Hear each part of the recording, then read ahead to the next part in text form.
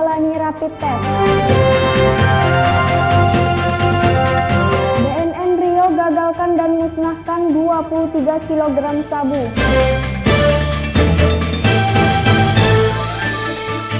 Salam jumpa pemirsa, bersama saya Nurwalidaini dalam program Seputar Riau. Apa kabar Anda hari ini? Kami akan menyajikan informasi terbaru dan terupdate mengenai Provinsi Riau.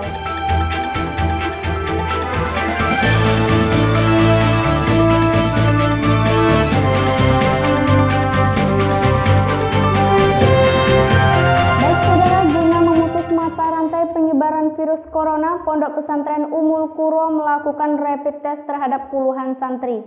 Pelaksanaan rapid test bekerja sama dengan Puskesmas Simpang Baru Panam.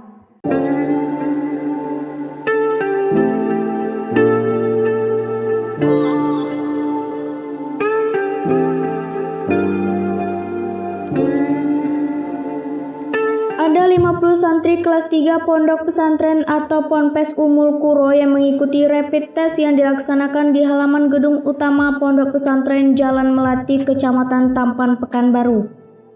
Pemeriksaan yang bekerja sama dengan Puskesmas Simpang Baru dilakukan bertahap, di mana setelah ini juga dilaksanakan pemeriksaan terhadap santri kelas 2 dan kelas 1.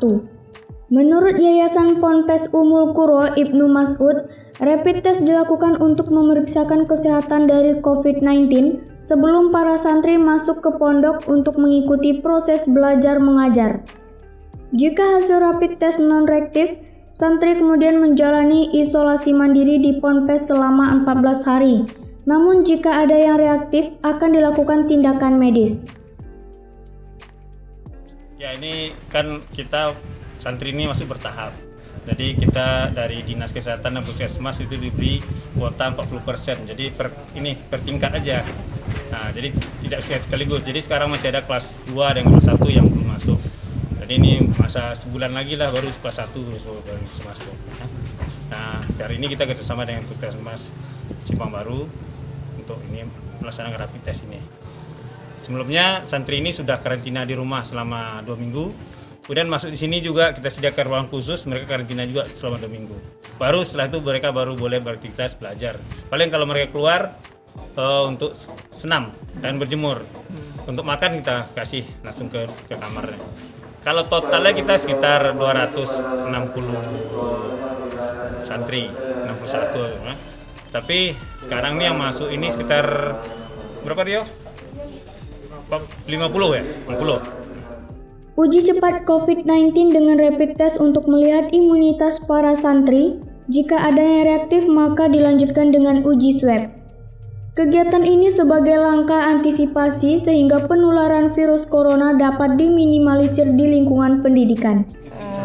Untuk kegiatan rapid test ini, alhamdulillah tadi kita sudah mulai dari pukul 9, sudah lebih kurang 30 anak dari rencana 50 yang akan kita periksa pada hari ini, dan alhamdulillah sejauh ini hasilnya semuanya reaktif ya. Jadi kalau misalnya nanti dalam pemeriksaan ini ada yang terindikasi reaktif itu artinya positif ya, reaktif, maka kita juga sudah menyiapkan alat PTM namanya untuk pemeriksaan swab untuk memastikan lebih lanjut lagi apakah hasil reaktif tadi terkonfirmasi COVID atau tidak. Dari rapid test alhamdulillah dari rencana 47 atau 50 tadi yang akan kita periksa hari ini sudah hampir 50% ini terperiksa, belum ada yang reaktif. Pihak Puskesmas berharap para santri dan pendidik bisa menerapkan protokol kesehatan selama proses belajar mengajar agar angka COVID-19 di Pekanbaru tidak bertambah. Syamsirwan, TV Riau melaporkan.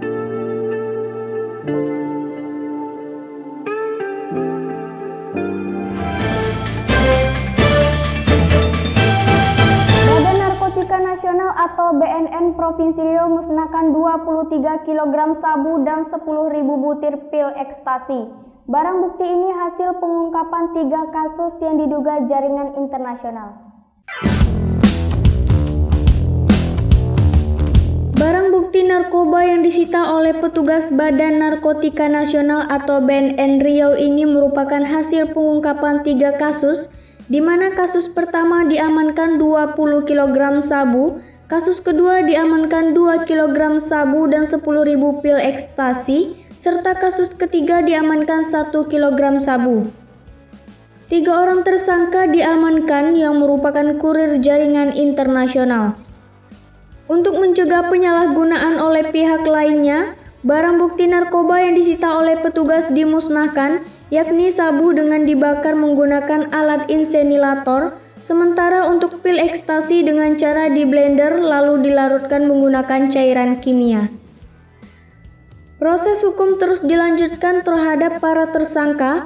Selain itu, pengembangan kasus juga dilakukan yang dimungkinkan masih terdapat keterlibatan pihak lainnya. Baru dimusnahkan ini dari 3 laporan polisi.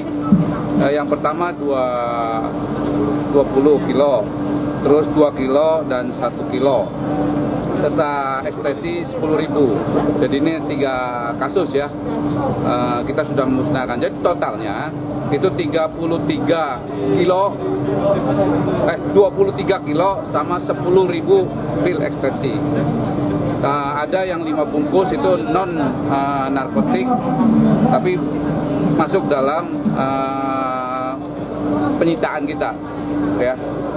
Jadi ini kita ada pengembangan sindikat, memang sindikat internasional dari luar negeri, ya. Kita masih sudah ada nama-namanya, kita masih terus kembangkan, ya.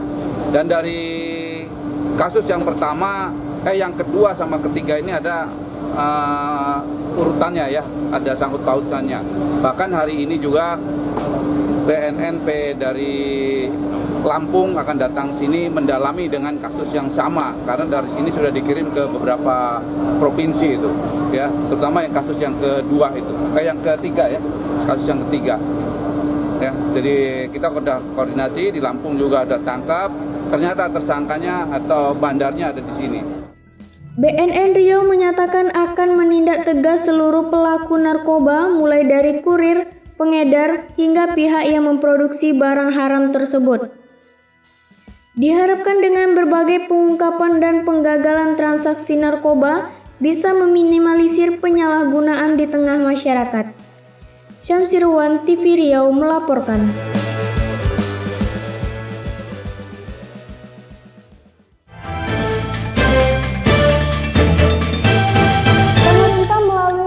Pendidikan sudah memutuskan untuk membantu seluruh siswa dan guru di tanah air dengan paket internet gratis. Paket ini akan mulai disalurkan mulai bulan September mendatang.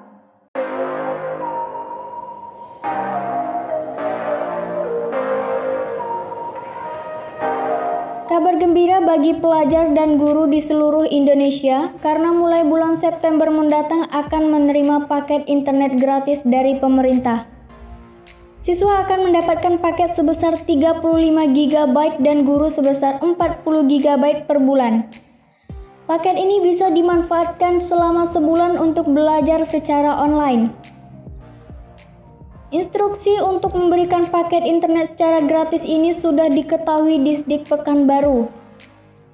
Menurut PLT Kadisdik Kota Pekanbaru, mulai September mendatang seluruh siswa dan guru akan mendapatkan paket internet gratis dengan cara mendaftarkan nomor telepon yang aktif. Selanjutnya, nomor telepon yang telah diinput pihak sekolah akan diteruskan ke Kementerian Pendidikan di Jakarta. Kementerian Pendidikanlah yang akan mendistribusikan paket internet tersebut ke nomor telepon siswa dan guru.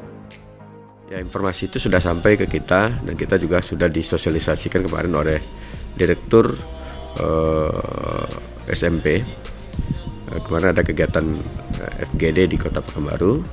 Ya, teknisnya nanti seluruh handphone anak itu yang aktif akan kita input. Ya, dari handphone itu nanti diserahkan ke Jakarta. Nanti ditransfer di situ nanti sesuai dengan tingkatan mereka itu tadi. Nah, itu teknisnya. Berarti sekolah yang menginput ya? Ya, sekolah menginput. Jadi tentu sekolah yang lebih efektif menginputnya. Kalau dinas pendidikan lebih kan. Sekolah nanti lalu sekolah mengirimkan nomor-nomor itu sesuai dengan data depodik mereka itu. Nah, itu dipakai berapa lama? Ya mungkin satu anu itu untuk 1 bulan. Ya. Besar. Ya, gagah besar. Gurunya? Ya, guru juga. Guru dapat. diberikan. Itu yang baru informasi. Selain siswa dan guru, mahasiswa dan dosen juga akan mendapatkan paket internet gratis dari pemerintah yang besarnya mencapai 50 GB per bulan. Ridwan Leboy dan Arina Silvi, TV Riau melaporkan.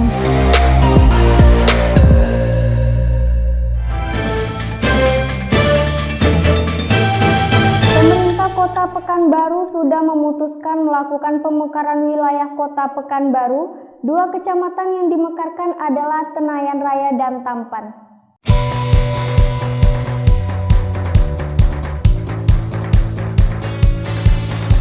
Peraturan daerah tentang pemekaran wilayah di Kota Pekanbaru sudah disampaikan Pemko saat upacara Hari Kemerdekaan Republik Indonesia ke-75 tahun, tanggal 17 Agustus lalu. Namun proses pemekaran baru akan diberlakukan mulai awal tahun 2021.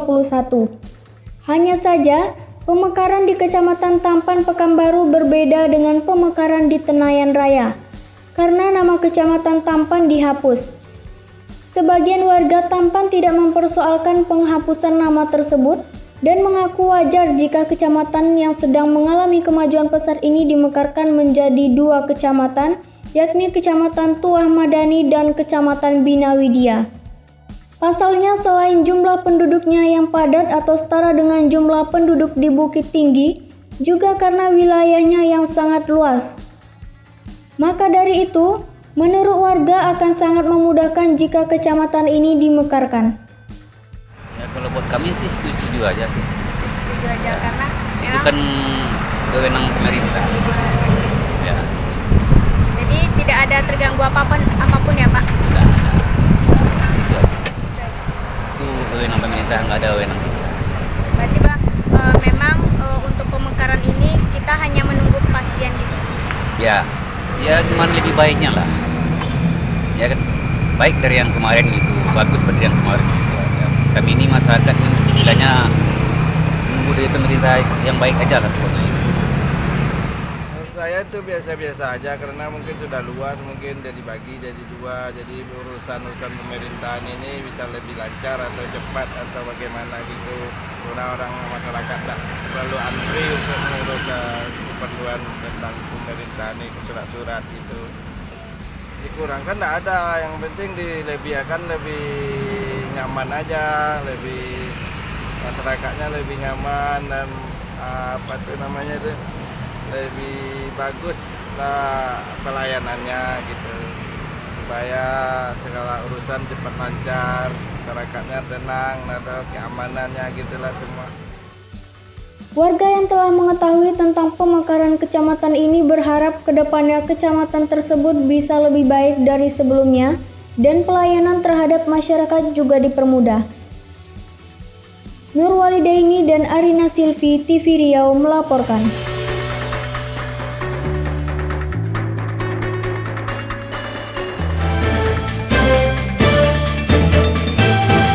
Baik saudara, kami akan kembali setelah pesan-pesan berikut ini. Di tengah kemajuan zaman, pengrajin gambus di Pekanbaru tetap eksis.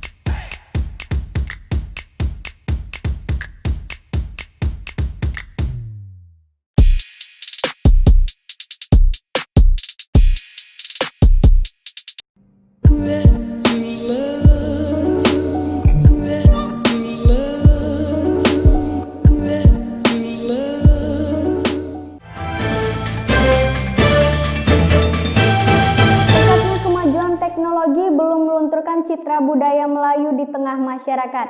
Pengrajin tanjak masih ditemui tumbuh di kota Pekanbaru.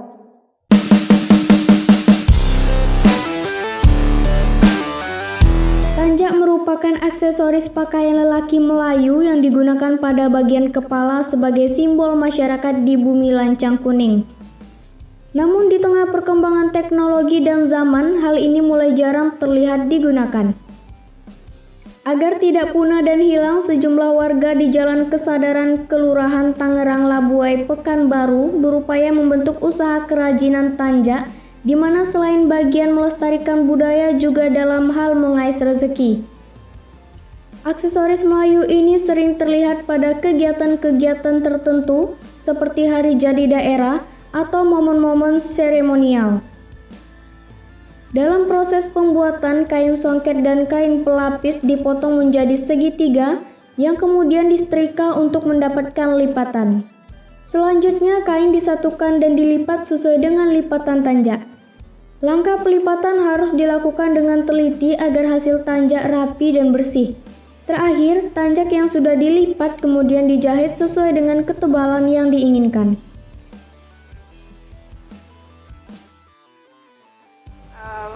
Tanjak kita produksi sendiri dan juga ada macam tanjaknya ada 3 juga, ditenun sendiri, kita beli bahan di pasar sendiri dan pasarannya offline dan online. Tanjak itu harganya bermacam-macam. Kalau tanjak tenun asli itu sekitar 250.000. Kalau kita buat dari kain meteran, kain songket meteran kayak gini, itu harganya bervariasi juga, tergantung berapa bahan kita pakai. Kalau untuk anak sekolah atau sehari-harian itu kita 25 sampai 35. Yang untuk yang lipatannya agak banyak itu 100.000 dan 80.000. Harga tanjak yang dijual juga bervariasi mulai dari Rp80.000 hingga Rp250.000 tergantung bahan dan proses pembuatan tanjak. Syamsirwan dan Arina Silvi, TV Riau melaporkan.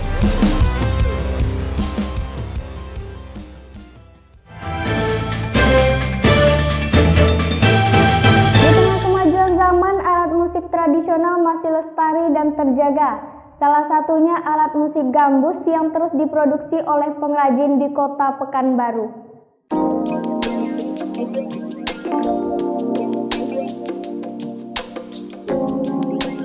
Alat musik gambus merupakan alat musik tradisional yang masih lestari hingga saat ini. Walaupun tampak mulai jarang dimainkan masyarakat, namun keberadaannya belum hilang serta masih ada sekelompok peminat yang masih tertarik. Bahkan pengrajin gambus di Kota Pekanbaru terus memproduksi alat musik ini dari tahun 2016. Satu bulannya, 12 unit alat musik gambus bisa diselesaikan untuk para peminat yang kebanyakan dari tanah Melayu. Pada tahun 2020 ini, motif yang diangkat bernuansa harimau Sumatera.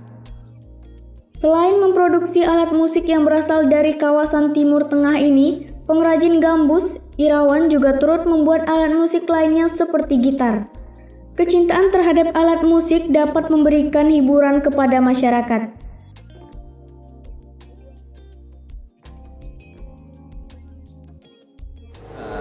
Ini berawal dari beberapa tahun lalu. Jadi sebelumnya kami adalah pembuat gitar, pengrajin gitar. Jadi teman-teman para seniman tradisi modern mulai bermain tradisi, bermain gambus, itu mulai bertanya, bisa buat gambus nggak bang? Jadi kami coba pelajari beberapa waktu, eksperimen, akhirnya baru mulai memproduksi gambus sesuai pesanan para pesanan.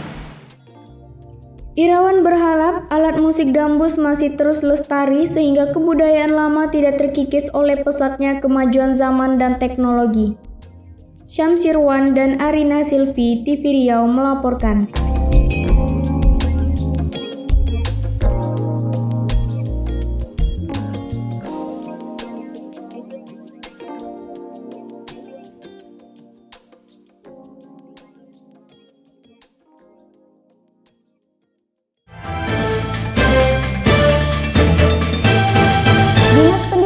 Kota Pekanbaru memastikan bahwa pembelajaran tatap muka di masa pandemi COVID-19 akan segera dimulai.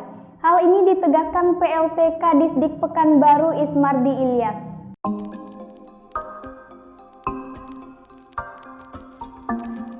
Setelah sekian lama melaksanakan pembelajaran secara daring atau luring, seluruh sekolah di Pekanbaru akan bersiap melaksanakan pembelajaran tatap muka.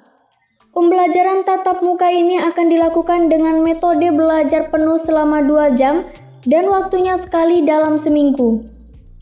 Menurut PLT Kadisdik Kota Pekanbaru Ismardi Ilyas, permohonan untuk memulai pembelajaran tatap muka sudah disampaikan kepada Wali Kota Pekanbaru beberapa waktu lalu. Namun kondisi waktu itu belum memungkinkan. Sekarang kondisi Pekanbaru mulai membaik dan kita akan memulai pembelajaran tatap muka. Formulanya sederhana dulu, yakni siswa hanya belajar tatap muka sekali seminggu dan waktu pembelajaran hanya 2 jam. Namun kedepannya bisa saja 2 kali seminggu jika penerapan pembelajaran tatap muka ini membaik. Sementara itu jumlah siswa dibagi menjadi 2, yang masuk hari Senin separuh dan separuhnya lagi masuk pada hari Kamis. Kita sudah siapkan SOP dan kita sudah menyurati kementerian. Kementerian secara nasional sudah mengeluarkan edaran. Inti edaran itu adalah zona hijau, zona kuning itu boleh dibuka. Tentu dengan aturan-aturan yang ketat sekali dan sesuai dengan SOP prosedur COVID-19.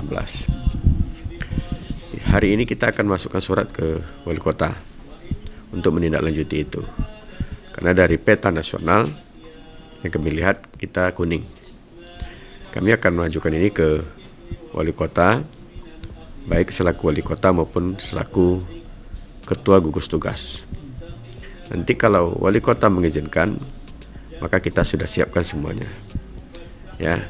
Kita akan lakukan nanti pembelajaran 1 kali dalam 1 minggu dan itu bagi satu anak 1 kali 1 minggu. Lalu kita juga akan melakukan SOP yang sangat ketat sekali. Sebelum masuk kita akan lakukan rapid kepada anak itu, memastikan mereka itu tidak reaktif. Ya. Lalu mereka tetap pakai masker. Ya, kemudian kita akan pisahkan nanti tempat masuk dan tempat keluar mereka itu. Agar nanti mereka tidak dan di dalam kelas mereka hanya paling lama 2 jam. Gunanya apa? Hanya untuk mengkomunikasikan dan memberikan tugas kepada anak oleh guru, terutama pelajaran-pelajaran yang sulit dipahami kalau hanya dikonsultasikan dengan orang tua. Itu saja tuh, 2 jam mereka sudah keluar kembali dan tidak ada keluar main. Tidak ada keluar main dan mereka hanya nanti, oleh karena itu kita minta kepada orang tua berikan mereka bekal, kalau ada makanan dan mereka boleh makan di dalam kelas karena di sekolah tidak akan disiapkan kantin apapun. Itu yang kita lakukan nanti. Ismardi Ilyas berharap dengan memulai perlahan pembelajaran tatap muka mampu meningkatkan daya ingat dan pengetahuan siswa yang selama ini kurang maksimal dengan pembelajaran daring. Ridwan Leboy dan Arina Silvi, TV Riau melaporkan.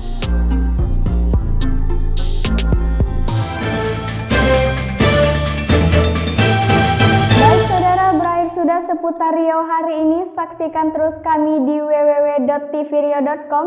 Saya Nurwalidaini bersama kru redaksi yang bertugas pamit undur diri. Salam TV Riau.